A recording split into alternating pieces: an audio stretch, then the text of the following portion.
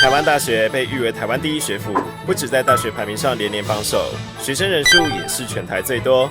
而网络上被称为夜台青椒的大业大学，则是彰化仅存的3所大学之一。读大业好就业更是知名的招生口号。本次哈哈台前往2所大学，看看2校学生的烦恼是否大不相同呢？首先来到台大。我刚访问的前面几组台大生，每个都说自己是不是聪明的人。我没有在谦虚，我是真的觉得自己不是一个聪明的人。我从一开始进去我就知道我不可能在这里做出太大的成就。那你当初为什么会想来念台大？就是填一填，然后就是上台大，填一填，转一转，就上台大了。我要说一件事情，就是要准备会考的时候，我在写社会的题本，我错了之后，我才知道高雄在台南的下面，不然我以前都不知道这件事情。据说台大生有相当高的比例都来自双北，我不否认这一件事情啦。就我们学校应该有1/3的人都考上台大，所以你走在路上看到以前在走廊上看过的面孔，我就好像什么都变了，然后好像什么也都没变。这位同学的朋友就深有同感，真的是讨厌的人、喜欢的人。你会一直看到。真的吗？他就不进来。你真的吗？国小、国中、高中、大学都会遇到差不多的人。而他最近的烦恼是研究所该去哪里念。自己考研究所的时候，就会觉得会想要留在原校，或是再更上一点，因为会被说闲话，就说啊，你研究所怎么又往下读？被谁说闲话？身边的家人，对，同才可能也会有一些，也可能去别的学校，有可能真的会比较好。可是自己还是会觉得，我还是留在这里好了，或者你就出国吧。身为许多科系的第一志愿，台大生的竞争真的会特别激烈吗？这位资工系排球少年就很有感。上大学就是你会发现你身边的人都太强了，真的太厉害了。比如说资工系是很多有奥运国手啊，或者是幼稚园就在打扣的啊，你一定比不赢那些人。所以我是真的有体悟到，就是人比人气死人，跟着自己的步调走就好，就不用一直硬跟着别人的步调，然后记得不要丧失自我吧。就我们系上有一本书，台大资工系的系有写的，比如说我们要出去比赛，一定要有名额嘛，因为经费就那些，所以他那本书就在讲说台大资工系的里面的人是怎么样厮杀，子弹是余生吗？好像是这样子。感受到这厮杀感？我没有资格，我可能在那个竞技场的外面卖冰淇淋之类的。现在我有冰淇淋。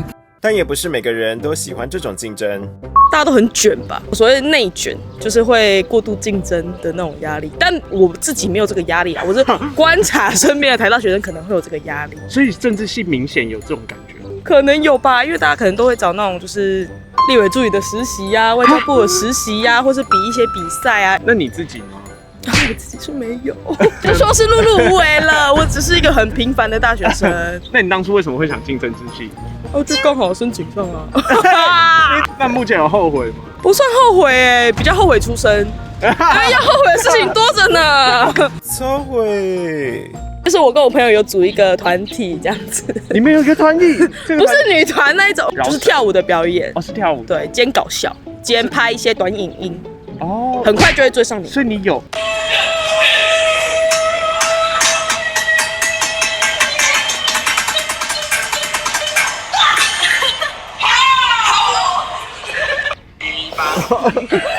沉默！我要拒绝这个采访播出了。这个沉默我没办法面对，这个沉默我真的没办法面对。原来真的是只有我们自己才觉得好笑。这个真的是现实的冲击耶！后悔受访。访问中，我们发现台大生有几个特色。如果别人问你们在哪念书，你们不会讲台北，就再问细一点才会讲。像亲朋好友都会问我说：“你什么学校的？”我有时候就会不敢讲，因为我觉得讲说是台湾大学，让别人觉得说就要用一种很高的眼光去审视。可能讲台大我太烂了，不太想。就是怕讲台大，然后别人就可能会觉得你很聪明之类的。可是我觉得大家其实都是很普通的人。特色1，不敢说自己念台大。我很笨啊。那你有笨到什么样的程度吗？他不知道陶侃搬砖是有人知道那是什么？你要解释一下陶侃搬砖吗？就是陶渊明的阿公退休了，吃饱没事做，白天的时候把砖头搬到外面，然后晚上再把它搬回来，形容勤奋不懈的样子。他那种是说形容无所事事的样子。我很笨，我真的觉得我自己很笨，所以才要多花更多的时间再去。对，因为很快就忘了，很多人都什么讲一次就记起来，但是我觉得我没办法。所以你有觉得身边的同学都是一些很聪明的人？我觉得，因为我都跟他们一起玩，但不知道为什么他们成绩，然后学的东西都不好，是不是？对啊。特色2，不觉得自己聪明。这位博士生以前在台中念大学，你会觉得就是以前大学的风气跟来到台大的风气不一样？会，就是来这里会特别想要念书。很明显吗？因为就是感觉如果不念书就没办法跟他们沟通。你有发现吗？有个词在台大的访问中出现了很多次。所以你们觉得台大的同学大家都知道自己未来要做什么？他们现在就已经在投实习，就是都已经实习个好几次的，然后不然就是双其他系，大家都很内卷。对，内卷这个词到底是什么？就假设我今天在总图报读一整天，然后就跟他说我什么都没读，然后他就会觉得我什么都没读，他就不会读书，然后就觉得我变强了，他就觉得说没关系，每个人都一样烂，他就觉得我在内卷。内卷这个词从中国传来，现在大意为白热化的竞争、恶性竞争。因为我旁边的朋友都很卷，就是那种一天可以读6-7个小时的那一种。但对于高度竞争的环境，他也有故事想要说。我有一个学长，我觉得我们算是很不错的朋友，但是他这个学期就是因为一些种种的因素，然后就是休学了。比较想要呼吁是，大家读书之余不要给自己太大的压力，还是要注意一下自己的就是身心的健康啊。认真可以，但该休息的时候还是要休息，不要把自己逼坏了。例如像我有几个朋友是可以读到3点，然后7点就起床继续在上课这样子，这好像不是人的作息。来自澎湖的他，心中一直有个志愿，我想要去当铁板烧师傅。铁板烧它不是单纯在料理，它其实有点像是一种艺术的感觉。每一次的那个铲子这样子在撞击的那个，它还有给你视觉上的那种冲击感。我觉得这样很帅。如果你真的想做铁板烧师傅，你要去刺半甲吗？我觉得我应该是不会去刺青啦，但是我有看到有人戴那个刺青的袖套。没错，我们已经证实过，有没有半甲都很好吃。但出社会后，台大这个标签的影响力究竟如何？2位毕业的学长来分享。当兵的时候会被人家自动绰号都取好了，叫台大的这样。台大的你会吗？那个老板叫我要把那个 Excel 或 Word 怎么弄出来，我在这方面很不成熟，因为老师上课的时候我没有去，所以这个标签我扛不起。你们觉得学历是一个重要的东西吗？我会觉得说，如果毕业3-5年之后还在讲自己是台大，那蛮可怜的。穷的只像台大，刚毕业可能会有用，但是出社会一阵子之后，那一定会有更好的成就吧？那就没有必要再拿台大出来说了。我觉得他现在就在讲我，你知道吗？因为我们公司还没有赚钱，所以我现在只能跟人家说我是台大毕业的。那台大毕业应该要领多少薪水呢？至少200以上吧，可能4万多吗之类的。不过2万多3万，我觉得还可以接受。还可以接受，因为我们系生物相关的，学士的起薪都不太好。因为我连要做什么职业都还没有想好，所以就还没有一个定案这样子。无所谓，你可以拿着台大文凭领2万3万，没关系啊。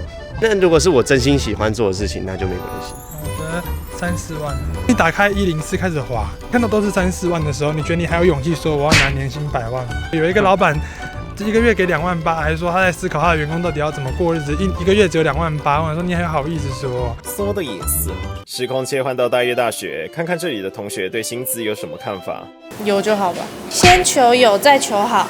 3-4万吧，因为现在出去打工薪水也差不多这样。底薪就好，底薪就好，毕竟还不够专业。以台北来说，至少要3万才够生活吧。在总部我觉得28K，然后要有加薪空间。而这几位视传系的同学最近正忙着毕制。那你们今年毕制是什么意思？酒吧做品牌形象。那你们那酒吧假想的叫什么名字？3朵女孩。那你们在以前有一个偶像团叫7朵花，你们知道？你不知道？我不知道。花了发。就你们是最后一届，之后会并系，视传跟工业设计并系，然后变成设计系，所以就不会再有视觉传达这个名字。对，业台青椒你没过？就可能就讽刺大业是最高的学历。业台青椒起初是 PPT 八卦版上乡民拿来反串的用词，如今已经成为网友战校的起手式。之前还有什么读大业扫落叶，这也很多啊。自己进来大业之后就觉得其实真的没有那么糟糕啊。除此之外，还有许多招生口号也被拿来恶搞，例如读大业妈哽咽。有一个 slogan 叫读大业好就业，毕业就是业嘛。哦，我没有看过讲后面哦，卡掉抱歉，掉旁边的。那个液态青椒醇，就是觉得哦，我们居然有在里面呢。那你们对于液态青椒醇，你们想法是什么？认同啊，自己的学校怎么可能不认同呢？我们要有自信。但其实，因为我其实没有想到我自己会上大业这件事情啊，所以我以前在高中的时候也在那边开玩笑，去大业扫落叶啊，快点去扫落叶。然后结果后来就是大家都没有人来大业，然后就哦，你上大业哦，你要去扫落叶哦，对，我要去扫落叶，没错。读大业、扫落叶之类的，就笑笑的看。你不会觉得不开心吗？我不会啦，因为之前我也有这样讲过。这位辫子头的弟弟曾经休学几年才重返大学。我觉得我现在做最聪明的决定就是休学，然后又回来读。因为我那时候休学想说就不读了，大学就不读了。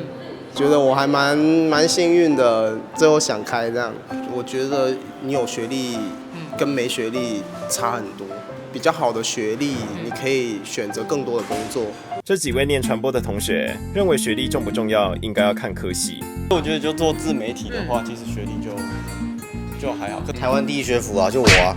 就是我讲出去，大家人说：“我靠，你读大业太屌了，不行啊！”于是，在他讲了一大圈之后，也算蛮重要的啦。这我算还是会转学啊。所以你今年几岁啊？我19啊，看不出来吗？你长得要成熟一点。你知道头最大的艺人是谁吗？最大的艺人。陶晶莹。那是头最对，你是远。你知道哪个艺人就是最会玩抖音吗？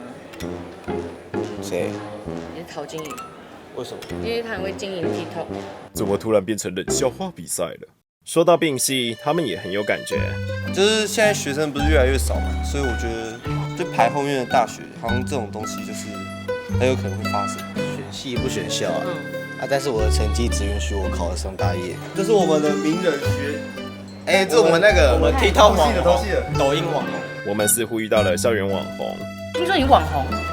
看你对网红的定义，但是在 TikTok 跟 Instagram 上都有经营。这位混血男子曾经在美国住了10年，最近才刚回到台湾念大学。我是玩林郎啊，玩林长大的。我本来没有打算要读大学，我是先休学5年去外面工作，然后来台湾之后才发现，是大学这个东西，其实在台湾很值得。哦，怎么说？在国外，大多数的人就是要是家境没有到非常好，他们就是欠一屁股债，欠至少5到10年，或者是一生都要还债。但是台湾的话就相对的轻松很多。大学最大的功效就是人脉，这也是为什么我要搬去台北。就是一定人脉跟资源会相当多很多。那你为什么要回台湾？台湾洗挖刀啊，想家了。而且现实层面来说，这个长相在台湾一定比美国还要吃香。就WTO 姐妹会哦，这个脸啊都讲什么台语跟中文，我的天哪！就流量密码嘛，对不对？你很懂你的定位。美国社会对于学历的看法似乎不太一样。跟国外比较起来，台湾比较重视学历这一块。像我发现台湾的就是歧视没有读书人比在美国还要严重。就台湾很会占大学，在美国就没有这种东西。前2个星期我去台北拍广告演戏嘛，其中一个摄影师问我读哪一间学校，我说大业，然后就开始是台北体校。对啊。最近的烦恼或快乐吗？单身挺久了。不是说这个外表上比较吃香吗？但我可以跟你们侃侃而谈，但是只要是我觉得很漂亮的女生，我就会sorry 啊，这 Chinese no， 就是我会很紧张。所以他说我不是漂亮女生，很明显的。对，没事的。虽然许多大业同学对玩笑看得很开，但还是有人心情受到影响。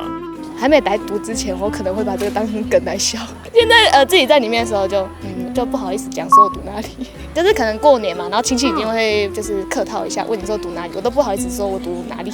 很多人就会听到你读这里，然后就开始接着那个梗。读大业、扫落叶，就算你读再好的学校，你不认真上课，或者是不专心在你的生活，还是就差不多啊。虽然说大家都会觉得说大业很不好什么的，可是你认真学，还是会有一些努力的就是收获这样子。老师也都是很认真在上课啊。后来发现右边这位同学其实是转学生。你为什么要转学？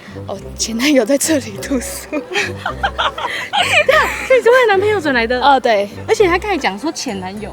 分了。就你付出很多但是分手了。还好啦，后面又找一个更好的。转学遇到爱。那是你的现任男友跟前男友都在现在这间学校？没有，我前男友转走了。你们在玩什么比赛吗？大风吹了。对啊，大风吹了。大风吹，吹什么？吹分手的人。这位同学很会转念思考。那没有错啊，还是三手落叶。就是下面机车道很多落叶，走过那个机车下去都先扫一圈。与其被那个影响，还不如就是做好你自己现在应该做的事情。读大业好就业这个东西，你也可以成为一个介绍自己的笑话，让你有记忆点。看到那种网络上留言那边酸你们的时候，你会想去呛他，反不会啊，呛一下酸民。不会啊，因为我觉得的更难听，不是说生育发达。不能播，谢谢。最后，先不管学历了，各位知道牛肚是牛的什么器官吗？牛的胃，他很厉害，他那个生物常识。你骗我不读册哦。护理系要知道这个吧？是哪里？胃？那你知道牛有几个胃吗？2个、4个。哪4个？1、2、3、4。4个。为什么大家都知道牛有4个胃这件事情？我们这一家有研5个。4个。你怎么会觉得是5个？是股东生尾。一定是因为没有看图这一家。2个到3个，对不对？牛肚是在吃牛的哪一个位置？我不知道，我是文组的。那你知道牛有几个胃吗？2个。这样问感觉不是1个。它4个胃才有办法消化。原来如此。对。哦，牛有4个胃哦。你不知道吗？你在开玩笑的吗？我现在才知道哎。对。结论：盖瑞，你不孤单。我们7月19号到21号在松烟会有一个活动，叫做闲人路过。那我们在7月19号呢，会有一个 live podcast， 在晚上9点的时候。是的，是我们的哈哈日记。哇，我觉得晚上9点会留下来跟我们一起 live podcast 的人，也算是真爱了。对，我们哈台办活动怎么可能就是那么简单？闲人路过这个活动比较特别的地方是，里面的所有的市集的摆摊或是活动的表演，都是参与过哈哈台宇宙的人。没错，都是我们的受访者。对，因为毕竟我们也访了3000多个人。就有 Kimi 啊、五木、芒果酱。那这个入场费一定很贵吧？没有，我们现场的市集跟舞台活动都是不用入场费。而且据我所知哦，我们还办了很多奇奇怪怪的小活动。总之这些内容呢，都可以到我们的闲人路过 IG 上面搜寻Chill哈哈 Fest _TW， 大家真的要追踪才看到上面最新的消息。也欢迎到上面报名你们想参赛的项目，请追踪、追爆、追起来、追赞。那3天。太 original。